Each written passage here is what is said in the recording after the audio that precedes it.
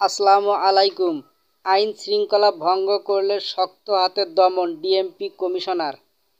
কোটা সংস্কার আন্দোলনকারীরা আদালতের আদেশ না মেনে আইন শৃঙ্খলা ভঙ্গ করলে শক্ত হাতে তা দমন করা হবে বলে জানিয়েছেন DMP commissioner Habibur Rahman.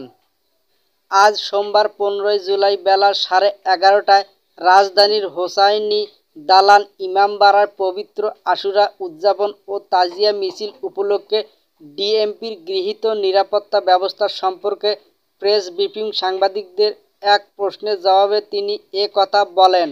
DMP commissioner বলেন, কোটা পদ্ধতি নিয়ে হাইকোর্টের দেওয়া রায়ের ওপর 1 মাসের স্থগিতাদেশ দিয়েছেন সুপ্রিম কোর্টের আপিল বিভাগ। কোটা সংস্কার সম্পূর্ণ আদালতের বিষয়, সুতরাং আদালত যে আদেশ দেবেন সেই আদেশের প্রতি শ্রদ্ধাশীল থাকা এবং মেনে নেওয়া প্রতিটি নাগরিকের একান্ত কর্তব্য। আদালতের নিয়ম মানতেই সবাই বাধ্য। পুলিশ যে সমস্ত কার্যক্রম পরিচালনা করবে সেটি শ্রদ্ধা রেখে হবে। তিনি বলেন, কেউ আইন শৃঙ্খলা ভঙ্গজনিত কোনো ধরনের অপতৎপরতা চালান যেই হোক তাদের শক্ত হাতে মোকাবিলা করা হবে।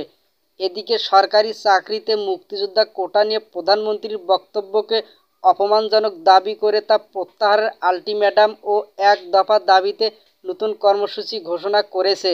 বৈষম্য বিরোধী ছাত্র আন্দোলন ঘোষিত কর্মসূচি অনুযায়ী সোমবার 15 জুলাই দুপুর 12টার মধ্যে প্রধানমন্ত্রীর বক্তব্য প্রত্যাহার না করা হলে 12টার পর সারা দেশে বিক্ষোভ মিছিল ও সমাবেশ করা হবে। সোমবার 15 জুলাই ভোর 4টার দিকে এক ভিডিও বার্তায় এ কর্মসূচি ঘোষণা করেন বৈষম্য বিরোধী ছাত্র আন্দোলনের অন্যতম সমন্বয়ক আসিফ মাহমুদ।